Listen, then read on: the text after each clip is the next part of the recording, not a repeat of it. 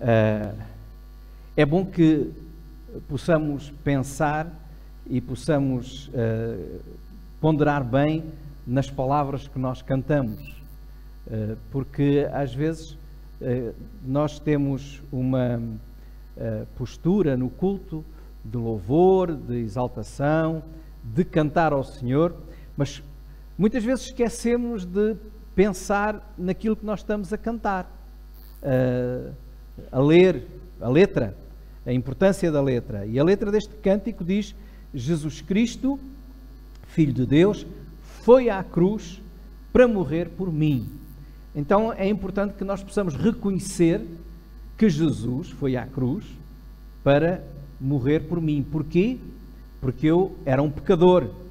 Eu era culpado, diz este cântico. Sendo eu culpado, me perdoou. Portanto, os meus pecados foram perdoados. Ele me perdoou. E porquê? Diz ainda a música: e por seu sangue estou vivendo contente, já salvo. É uma certeza. Nós estamos certos da salvação, temos a certeza da salvação em Cristo Jesus. Alguém dizia aqui há dias, quando cantamos, quando os crentes cantam, é quando mais mentem. Porque muitas vezes estão a cantar e estão a dizer uma coisa que não têm a certeza, que não vivem, nem sequer pensam. Então é bom nós, quando cantamos, não mentirmos, ou seja, pensarmos bem na letra. Isto tem a ver com aquilo que eu hoje vos quero dizer na mensagem de hoje de manhã e de tarde, porque quem vai ver a gravação do culto à tarde também tem esta mesma mensagem. E a mensagem vem na sequência das mensagens que nós temos falado aqui nos últimos domingos, baseadas no livro de Hebreus. Temos falado no livro de Hebreus sobre a superioridade de Jesus. A Bíblia nos mostra claramente que Jesus é superior. Superior aos anjos, superior a qualquer revelação que tenha sido enviada. Ele é o próprio Deus e a sua obra é uma obra excelente, é uma obra superior a qualquer outra obra. Ele veio trazer-nos, e isso falámos no passado domingo, veio trazer-nos a possibilidade de nós participarmos na nova aliança. Essa aliança, esse pacto de salvação eterna que Deus preparou para nós.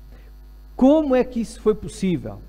Porque é que nós hoje podemos fazer parte do Novo Testamento, ou seja, da nova aliança, do novo concerto? Nós sabemos que fomos salvos pela graça. Pela graça. Ou seja, não nos custou nada. Mas a salvação pela graça não significa que a salvação tenha sido de graça. Ou seja, que não tenha custado nada. Custou sim um preço. Um alto preço. Só que não fomos nós que o pagámos. Foi um preço que quem pagou foi Jesus. E por isso Ele nos oferece de graça. Às vezes podemos ser levados a pensar que a Bíblia diz e ensina, e é verdade, é isso que nós anunciamos e pregamos, somos salvos pela graça mediante a fé. Ou seja, não vem das obras, não somos nós que temos que fazer alguma coisa. Tudo o que poderíamos fazer ou tentássemos fazer seria insuficiente para a nossa salvação. Não chegava. Mas o facto de ela nos ter sido oferecida de graça por Jesus Cristo não quer dizer que não tenha tido um preço. E a Bíblia diz, alto preço.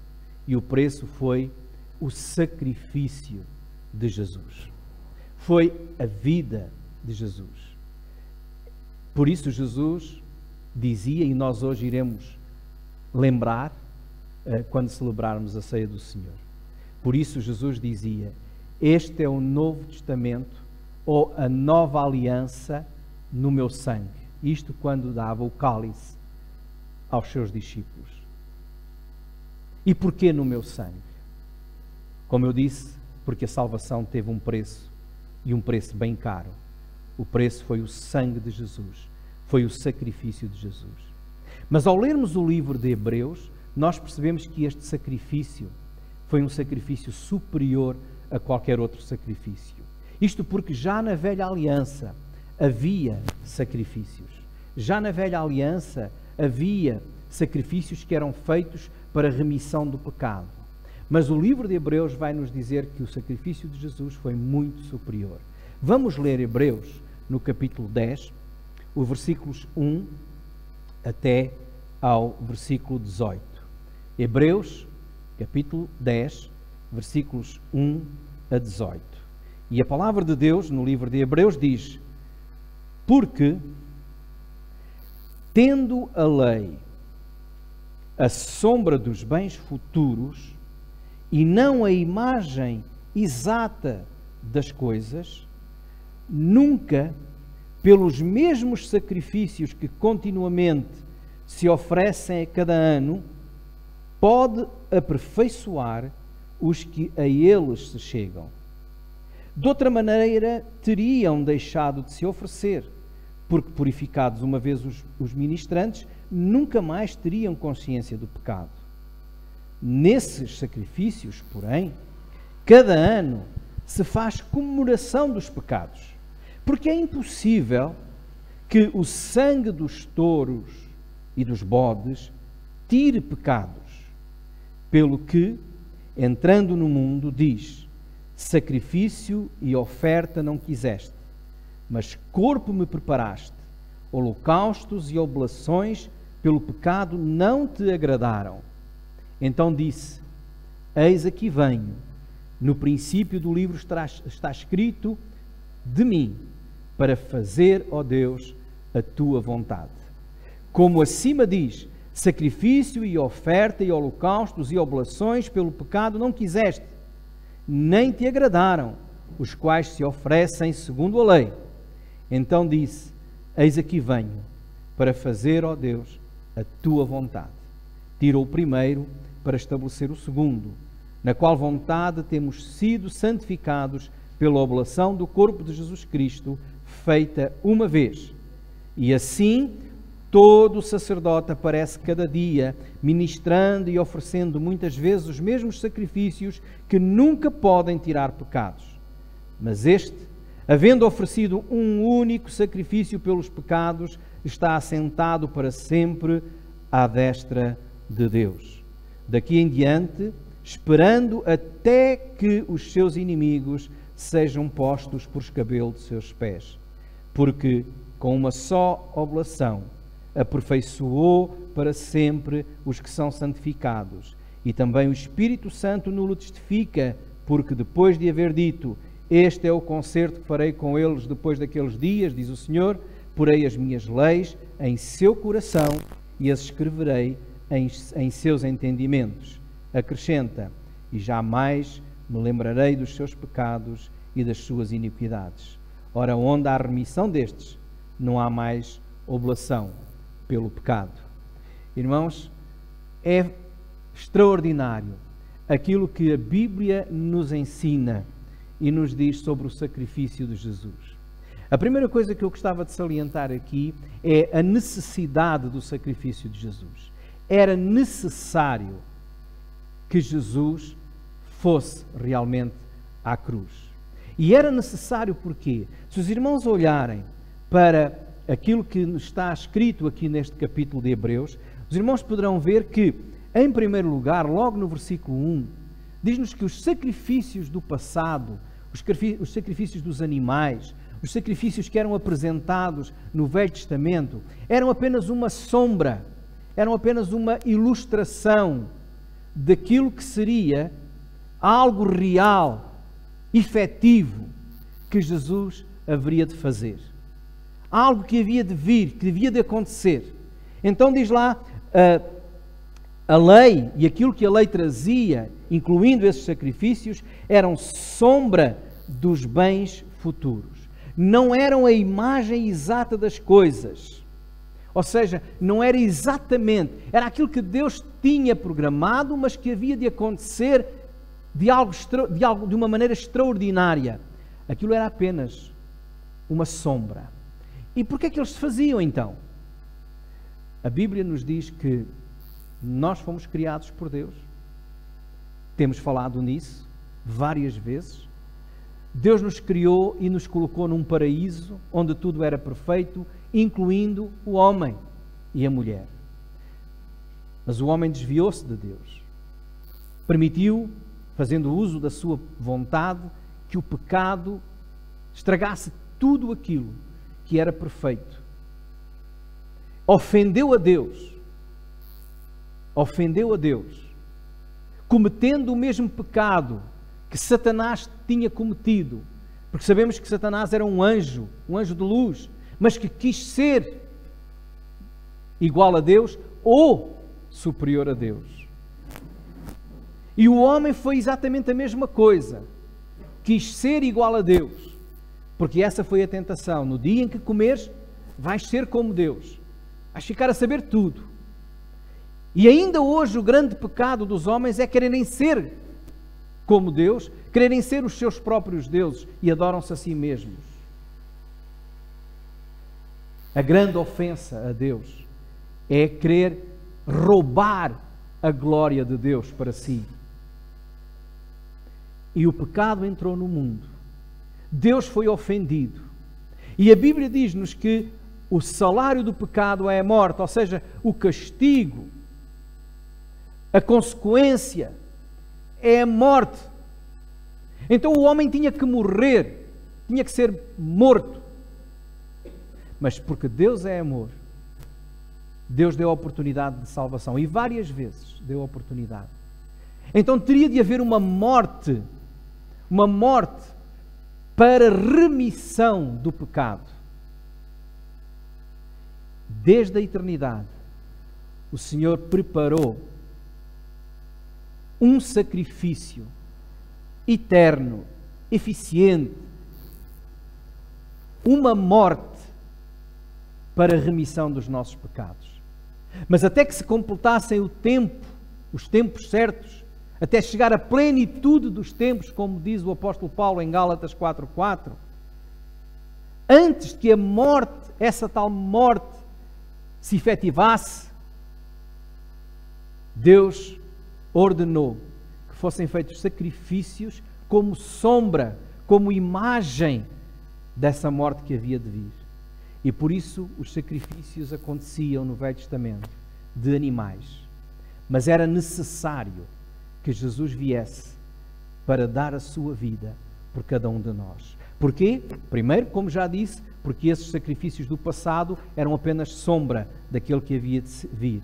Também porque os sacrifícios não aperfeiçoavam aqueles que os ministravam, nem perdoavam os pecados. Porque diz aí que esses mesmos sacrifícios não eram eficazes. Eles não podiam aperfeiçoar aqueles que se chegavam a Ele. De outra maneira, teriam deixado de existir. Ou seja, se fossem eficazes, faziam-se uma vez e não era necessário mais vez nenhuma. Por isso, os sacrifícios se tinham que repetir várias vezes. E os sacerdotes, todos os dias, sacrificavam e ofereciam sacrifícios pelos pecados do povo. E o sumo sacerdote, uma vez por ano, depois de se purificar a si mesmo, de apresentar sacrifício para perdão dos seus pecados, também ele oferecia sacrifício pelo perdão dos pecados do povo. Mas, diz o texto, que estes mesmos sacrifícios eram como que uma comemoração do pecado. Ou seja, traziam sempre à lembrança que nós éramos pecadores, que os homens eram pecadores, que o pecado existia. Vejam o que diz no versículo 3. Nestes sacrifícios, porém, cada ano se faz comemoração dos pecados. Ou seja, cada ano se lembrava ao povo que eles eram pecadores, que eles tinham pecado, que eles mereciam a morte. Então era uma comemoração do pecado. E, mais ainda, o sacrifício de Jesus era necessário porque o sangue dos animais não podia perdoar pecados. O versículo diz, versículo 4, é impossível que o sangue dos touros e dos bodes tire pecados. É impossível. Porque o sangue que teria que ser derramado, quem era o pecador e o causador do pecado eram os homens. Então teria que ser o sangue dos homens a ser derramado. Portanto, diz, o sangue dos cordeiros, dos animais, dos bodes, não era... era impossível que se conseguisse o perdão dos pecados por esse sacrifício. Então, qual era a utilidade deles? Como já dissemos, era lembrar, era também trazer a esperança ao povo e também chamá-los à fé, a crer que Deus é um Deus que pode perdoar, que é um Deus que tem paciência para com os homens e apesar de pecados, Deus ia lembrando que Ele era um Deus misericordioso. Por isso é que a Bíblia fala que Abraão foi justificado pela fé, porque ele creu nas promessas. E esta era uma promessa que vinha desde o princípio. E todos aqueles que o faziam com fé nessa promessa encontravam a graça de Deus. É verdade que muitos o faziam, tal como hoje. Muitos participam num ritual religioso apenas por religião. Cá dentro não há nada. E isso também acontecia. Por isso, o versículo 8 diz que aqueles sacrifícios, aqueles rituais, uma boa parte das vezes eles não agradavam a Deus. Até ofendiam a Deus. Porque eram apenas coisas exteriores, palavras, mas de corações vazios, de corações ocos, às vezes até de corações incrédulos, de corações idólatras, que não estavam ali, estavam apenas a cumprir uma religião. Isto deve nos fazer pensar, irmãos. Quando nós estamos no culto, quando nós estamos na casa de Deus, nós estamos aqui porquê e como? Como é que está o nosso coração? A gente está aqui apenas para cumprir um ritual? É o ritual da nossa igreja, da nossa religião? Ou nós estamos aqui porque nós queremos adorar a Deus com o coração contrito, humilde, agradecido, sabendo que temos em Cristo um verdadeiro o sacrifício que realmente traz a verdadeira salvação. Os pecados não podiam ser perdoados pelo sangue dos animais, por isso era necessário o sacrifício de Cristo. Mas também encontramos aqui neste texto que este sacrifício, para além de ser necessário, é um sacrifício sem igual. Não há outro igual. E por isso, ele é um sacrifício superior.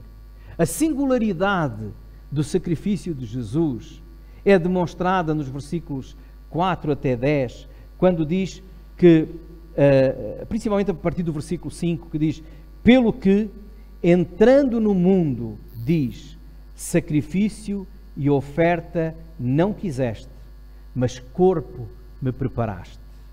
Quem é que entrou no mundo? É Jesus.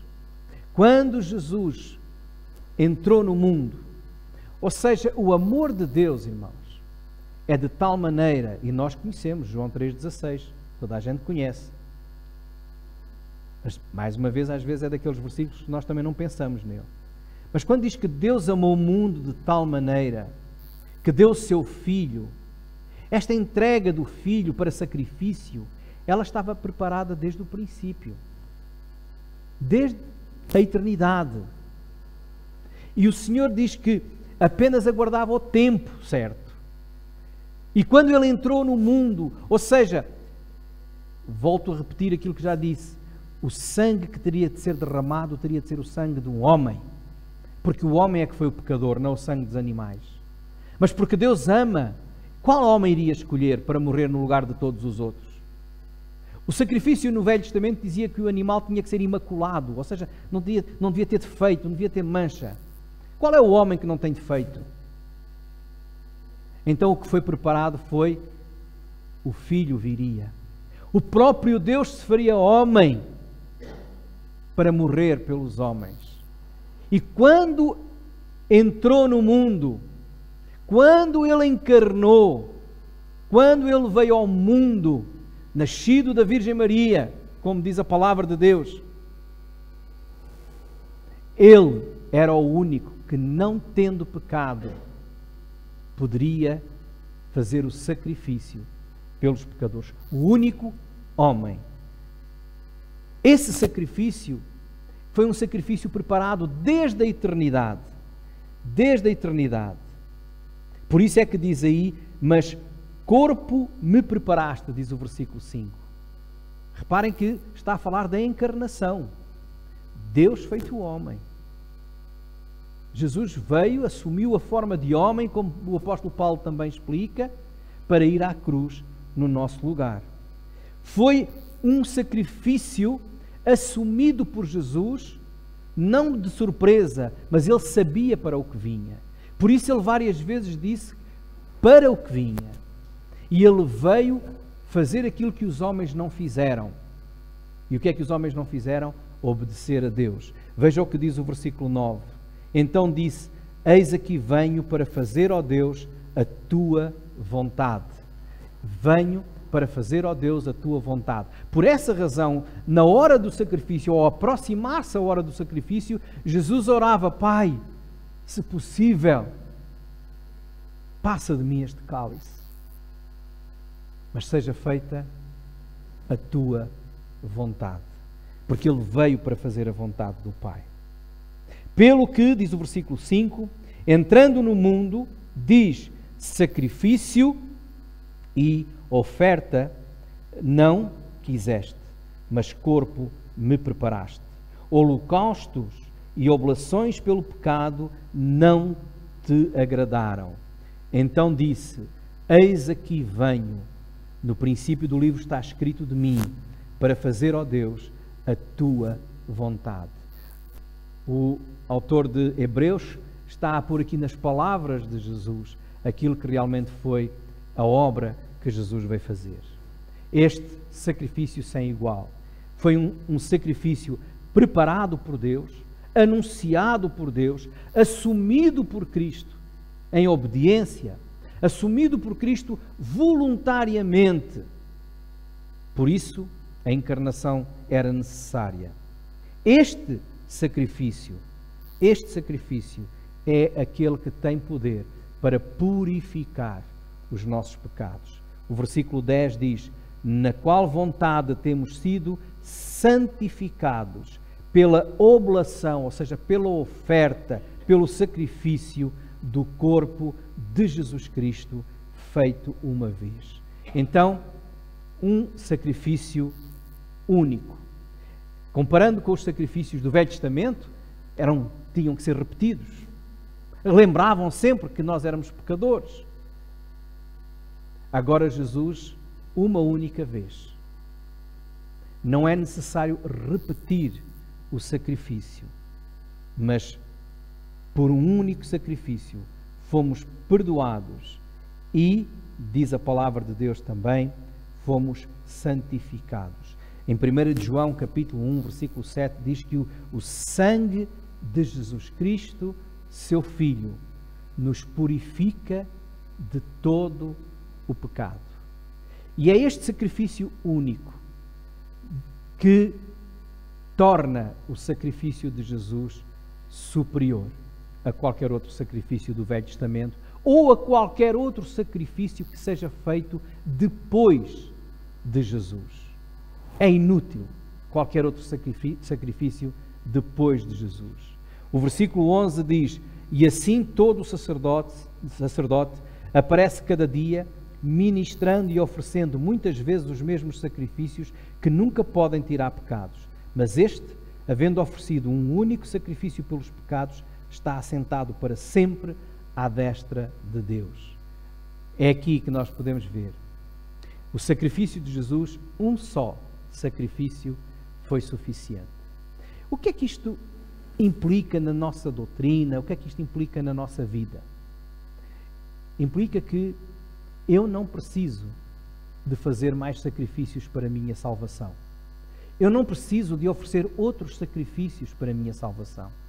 Há pessoas que ainda são enganadas, ainda vivem no engano, pensando que têm de se arrastar, têm de pagar promessas, têm de fazer muitos sacrifícios para ver se ganham o céu. Essas pessoas estão a desprezar o sacrifício de Jesus, porque ele já foi suficiente. Ele já foi feito uma vez, e a Bíblia diz que foi uma vez por todas. Uma vez por todas. Há países, como por exemplo nas Filipinas, onde muitas pessoas na Páscoa se vão automutilando, fazem procissões onde vão ferindo as costas com chicotes, e depois chegam a um ponto em que são crucificados mesmo, para sofrerem no corpo. Muitas vezes as televisões têm passado estas imagens. Para quê?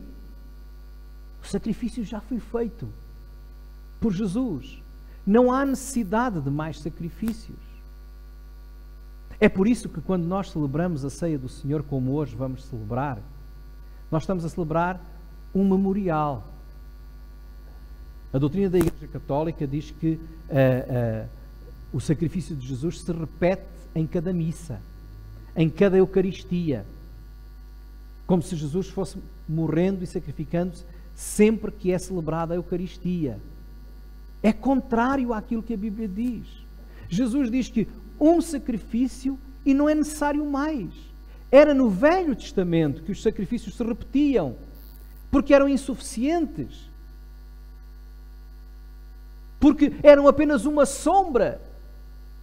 Agora, quando celebramos a ceia, nós celebramos apenas um memorial, uma lembrança do que Cristo fez, para não esquecermos até que Ele volte, que a nossa salvação não depende de nós, mas depende do sacrifício que Ele fez e nos ofereceu o perdão. Irmãos, isto é para louvar a Deus, é para exaltar o nome de Deus, é para dizer glória a Deus, aleluia, porque eu não tenho que fazer nada, Cristo já fez. É claro que algumas pessoas dizem assim, então não tenho que fazer nada, então olha, continuo a pecar. Não, não é bem assim. Leia bem com atenção o livro de Hebreus. Não é bem assim. E vamos ver porquê. Aqui apenas queremos agora salientar a superioridade do sacrifício de Jesus. Um único sacrifício é suficiente. Os sacerdotes também tinham uma outra característica. O sumo sacerdote chegava ao fim da vida, envelhecia, ou por qualquer outro motivo, morria. Ele tinha que ser substituído por outro sumo sacerdote. E Jesus deu a sua própria vida, morreu, mas a Bíblia diz que Ele ressuscitou. E está vivo. E está sentado à direita do Pai. Reparem que o texto claramente diz, no versículo 12, que este, havendo oferecido um único sacrifício pelos pecados, onde é que Ele está agora? Assentado para sempre à destra do Pai, à destra de Deus. Ali Ele está, até que, diz aí, os seus inimigos sejam colocados por estrado dos seus pés. Esses inimigos, os inimigos de Jesus, nós sabemos bem quem são. Olha o pecado, a morte, o inferno, e Ele já derrotou. Onde está a morte, o teu aguilhão? Onde está o inferno, a tua vitória? Pergunta o apóstolo Paulo em 1 Coríntios, no capítulo 15. Jesus derrotou na cruz todos esses seus inimigos. Um outro inimigo é o mundo em que nós vivemos. Mas a Bíblia diz que tudo passará, o mundo passará, mas Ele permanece para sempre. E nós sabemos e temos consciência nos dias em que vivemos como o mundo é mesmo inimigo de Jesus. Há hoje em todos os países, incluindo aqueles que se dizem cristãos, campanhas contra Cristo, contra a pregação da palavra. E aquilo que há pouco tempo nós dizíamos que ainda não tinha chegado, chegou. A oposição. O espírito do anticristo está forte no mundo. E o crente não pode distrair-se. Mas o Senhor Jesus, com um único sacrifício, Ele já derrotou todos esses inimigos. E é por isso que Satanás está furioso, porque sabe que está derrotado. Mas a Bíblia diz-nos aqui, no versículo 15, que o Senhor nos mostra como nós podemos ter a certeza de que este sacrifício foi suficiente. Porque o próprio Espírito Santo testifica. Reparem que diz o versículo 15, e também o Espírito Santo nulo testifica, porque depois de haver dito, este é o concerto que farei com eles depois daqueles dias, diz o Senhor, porei as minhas leis em seu coração e as escreverei em seus entendimentos. Irmãos, isto é o que o Espírito do Senhor faz. A Bíblia diz-nos em Romanos, no capítulo 8, que o Espírito Santo habita em nós, nos crentes. O corpo do crente é o templo do Espírito Santo. E a Bíblia diz-nos que Ele nos convence do pecado, da justiça e do juízo. E diz mais, em Romanos 8, nos versículos 14 a 16, diz que o Espírito que em nós habita testifica com o nosso Espírito que somos filhos de Deus. Ou seja, o verdadeiro crente sabe que é verdadeiro crente. O verdadeiro crente sabe, porque o Espírito Santo que habita nele confirma. Portanto, se está aqui alguém que diz que é crente, mas que não tem a certeza da sua salvação, não tem a certeza de que estará com Cristo para todo sempre na eternidade, se morresse hoje. Se pensa que eu estou a fazer tudo por tudo para agradar a Deus, talvez ganhe um lugar no céu. Então, das duas uma, ou tem sido muito mal ensinado, ou então bem ensinado, mas não ouviu nada, ou então não é crente. Porque o Espírito Santo testifica connosco. Aquele que é crente tem a consciência de que realmente é crente. Eu não posso saber quem é crente, dos que estão aqui, mas eu posso saber se eu sou. Os irmãos não podem saber nem julgar a fé dos outros, mas podem saber e julgar a vossa, porque é o Espírito Santo que habita em vós, e se Ele habita em vós, e se és crente, habita, porque se não habita não és crente, Ele confirma com o teu Espírito esta mesma certeza da salvação. No Velho Testamento, como já vimos há pouco, o sacerdote lembrava, vez após vez, que éramos pecadores, que os homens eram pecadores, comemorava o pecado. No Novo Testamento, o Espírito Santo afirma dia após dia nos nossos corações que somos salvos, redimidos pelo Senhor. Por isso, meus irmãos, em conclusão, versículo 18 diz, onde há remissão destes, ou seja, onde há remissão dos pecados, não há mais oblação pelo pecado. Ou seja, se já somos salvos, não há mais necessidade de sacrifícios. Não há mais necessidade de ofertas para salvação. Tendo, pois, versículo 19, irmãos, ousadia para entrar no santuário pelo sangue de Jesus, pelo novo e vivo caminho que Ele nos consagrou pelo véu, isto é, pela sua carne, e tendo um grande sacerdote sobre a casa de Deus, cheguemo-nos com verdadeiro coração e inteira certeza de fé, tendo o coração purificado da má consciência e o corpo lavado com água limpa. O sacrifício de Jesus era necessário. Ele veio, realizou um sacrifício único, excelente, superior a qualquer outro sacrifício. Por isso, irmãos, não precisamos de mais sacrifícios. Não precisamos de mais sumos sacerdotes, porque Ele é o nosso sumo sacerdote. Entremos na sua presença. Já não é proibido, como no Velho Testamento, que havia um véu que impedia que as pessoas chegassem no lugar que representava mais uma sombra, não é? Representava a presença de Deus. Agora nós podemos entrar no próprio céu, em oração, diante do trono do Senhor, pelo poder do Espírito Santo, em nome de Jesus. E sabemos que podemos entrar na glória quando o Senhor nos chamar, ou quando Ele voltar para nos levar. Porquê? Porque o sacrifício foi feito. Então cheguemo-nos a Deus com fé e, como diz aí, com coração sincero, em verdadeira adoração. Sejamos firmes na nossa fé. Não duvidemos da salvação que há em Cristo Jesus, porque duvidar da salvação que há em Cristo Jesus é duvidar do sacrifício de Jesus. Se ainda tem dúvida, então há algo que tem que fazer. É dizer: Senhor, eu preciso de Ti, dá-me essa certeza. Vamos orar. Querido Pai, agradecemos pela Tua palavra, agradecemos pelo sacrifício de Jesus, agradecemos, Senhor, por tudo aquilo que Tu tens feito na nossa vida e pedimos, ó Pai, que cada filho Teu que ouve a Tua palavra possa ter consciência da obra realizada pelo Teu Filho na cruz e possa, com coração grato, dizer: obrigado, Senhor, por tão grandiosa salvação. Que não tenha dúvidas realmente, ó Deus, que Tu és aquele que providenciou tudo para a nossa salvação. E se alguém está aqui, ó Pai, se alguém está com dúvidas, trabalha no seu coração para que possa hoje mesmo confessar Cristo como o seu único Senhor e Salvador. É isso que nós oramos em nome de Jesus e é isso que nós louvamos para a Tua glória. Queremos dizer-te, Senhor, obrigado pelo sacrifício do Teu Filho. Amém.